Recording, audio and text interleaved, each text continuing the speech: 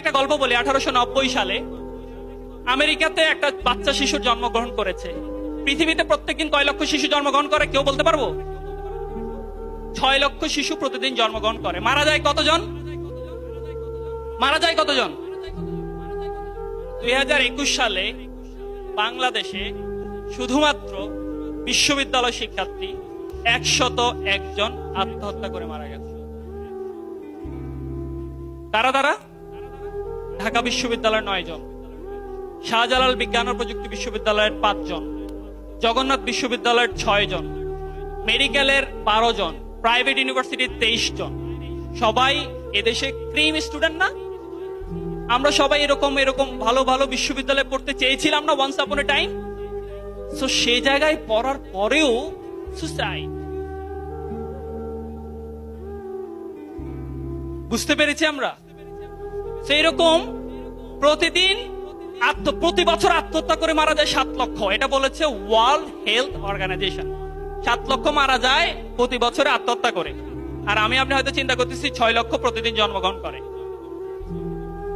আমেরিকাতে এরকম একটা বাচ্চা শিশু জন্মগ্রহণ করেছে, 6 বছর বয়সে তার বাবা মারা গেছে। নর্মালি গল্পগুলো এমনই হয় না, বাবা মারা যাবে, কিছুদিন পরে মাও মারা যাবে। তো মা তার মারা যায় নাই, তার মা তার সাথেই ছিল। সে কৃষি কাজ করতো ক্লাস 7-এ, ওদের গ্রেড 7 গ্রেডে তাকে ড্রপ আউট দিয়ে দিছে, টাকা পয়সা দিতে পারে না। এরপরে হচ্ছে সে 16 বছর যখন বয়স হয়, আমেরিকাতে ডিফেন্সে চাকরি করার জন্য 17 বছর বয়স লাগে। তো 17 বছর হয় নাই, সে চুরি করে তার বয়স 17 করছে, করে ইউএস আর্মিতে যোগদান করছে। ইউএস আর্মি 1 বছর পরে বুঝতে পারছে যে সে তার বয়স লুকোচুরি করছিল, এই জন্য তাকে সাসপেন্ড, আমেরিকান আর্মি থেকে সে বরখাস্ত। এরপরে সে রেলওয়েতে চাকরি করতে গেল, রেলওয়েতে কলিগের সাথে মারামারি, রেলওয়ে থেকে বরখাস্ত। কতবার বরখাস্ত হয়েছে? স্কুল থেকে 1 বার। মোট কয়বার? ওকে, 3 বার, এটা মাথায় রাখেন। তারপরে সে একটা ফেরি বোট কোম্পানি খুলছে, কিছুদিন চলে, এরপর আর চলে না। নর্মালি বলে না, অবাগা যেদিকে যায়, মানে তার কপালে তাই হয়েছে, যেদিকে তাকাচ্ছে সব শুকাই যাচ্ছে।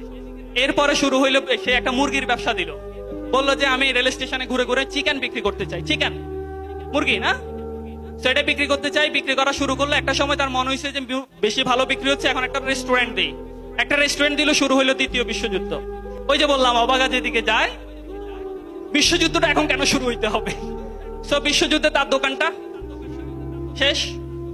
এরপরে সে আবার, তার বয়স এখন 67 ইয়ার্স। কত?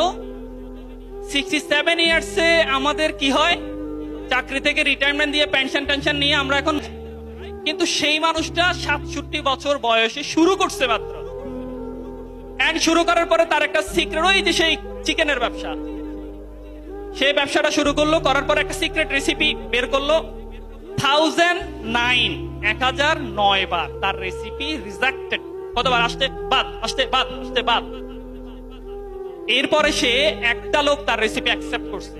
এরপর আর তার ফিরে তাকাতে হয় নাই। আমি কার কথা বলছি? কেএফসির কথা বলছি না, আমি বলছি কলোনেল স্যান্ডার্স, কেএফসির মালিকের কথা। ওকে, সো আমাদের পৃথিবীর এমন কোন বিমানবন্দর নাই বিখ্যাত যেখানে কেএফসি নাই।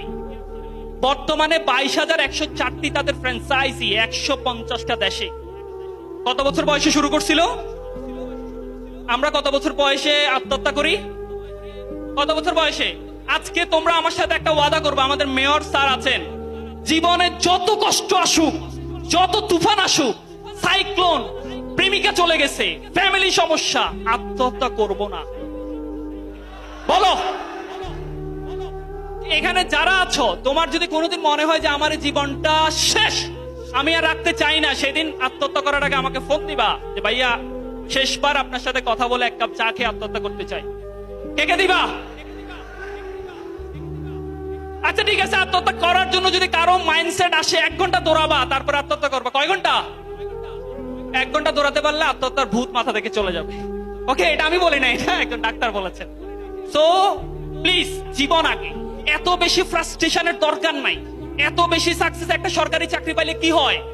8টা সরকারি চাকরি পেয়ে গত 29 মে সুইসাইড করছে। 8টা। কয়টা চাকরি? আমরা যারা মনে করি যে সরকারি চাকরি পাইলে আমি সফল, সাকসেস, সফলতা কিন্তু এসব জায়গায় না, আসলে চাকরিতে না, কিন্তু আসলে বুঝতে পেরেছি সফলতার সংজ্ঞাটা নিজের জন্য চেঞ্জ করে ফেলতে হবে। ওকে, পারবো ইনশাআল্লাহ।